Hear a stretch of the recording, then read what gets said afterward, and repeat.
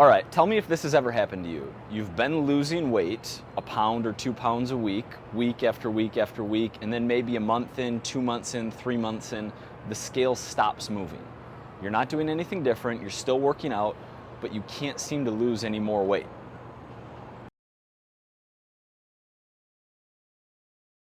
Now, assuming you've actually stalled out, which generally means 2 weeks of no progress on waist measurements and no progress on scale weight, when you're hitting your calories and you're in a deficit, the first thing you can do is decrease calories.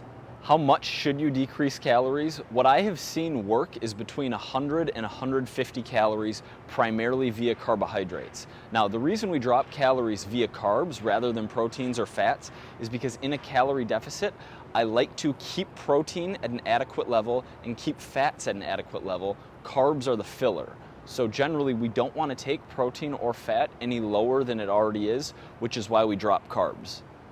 A common question in this situation is how low can you take calories? And while there isn't an exact number and it depends on a lot of factors, like how long have you been in a deficit, are you sleeping well, how are your workouts going, do you have energy?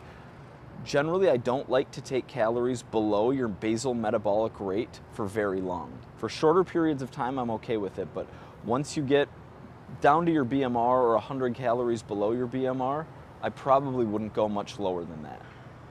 So either you're well below BMR or you just don't want to take calories lower for whatever reason, you like food. The second thing we can do is add cardio, right? We can create a bigger calorie deficit by taking food down or increasing calorie expenditure. And adding cardio is one way to increase calorie expenditure, keep progress moving. What kind of cardio should I do, Mike, is something I'm asked a lot. High intensity interval training or low intensity steady state. There is a little bit of research that says high intensity interval training is more effective in stubborn fat loss. And as far as total calories burnt per minute spent doing cardio, high intensity interval training is more effective, but do whatever you like. Both are effective. You burn calories doing both.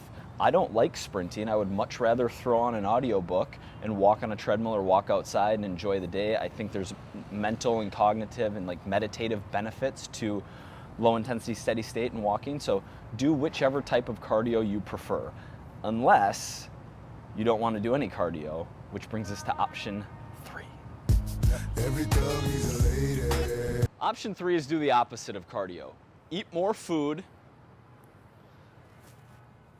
and relax.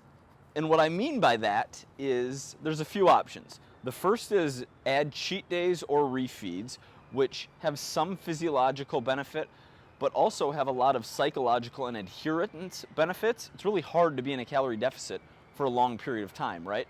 But if you have a day a week where you know you can enjoy a meal and go 500 or 800 or 1,000 calories over for the day and not completely screw up your progress, a cheat day might make sense for you.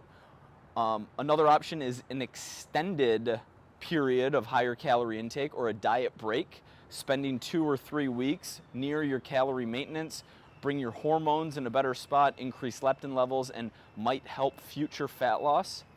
Lastly, the ultimate eating more food, which is what I'm doing now, like lift 5 days a week, sit, eat more food, is switch to muscle gain, change goals, spend 4 months or 5 months or 6 months or however long you like really, focusing on building muscle. You can reverse diet out of the deficit either fairly quickly, or you can, over the course of 1 or 2 or 3 weeks, jump into a calorie surplus, strength train, focus on building more lean mass. Having more lean mass is going to increase your total daily energy expenditure, thus making future fat loss easier for you.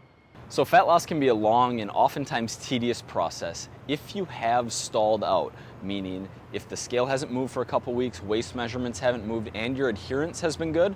There's a few things you can do. Just to quickly recap, first, you can drop calories primarily via carbohydrates. Second, you can add cardio. I prefer low intensity steady state.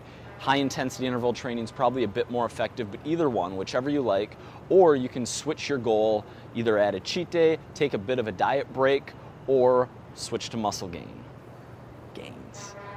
Thank you guys for watching. I would greatly appreciate it if you hit the like button, share this if you found it helpful. Love you guys.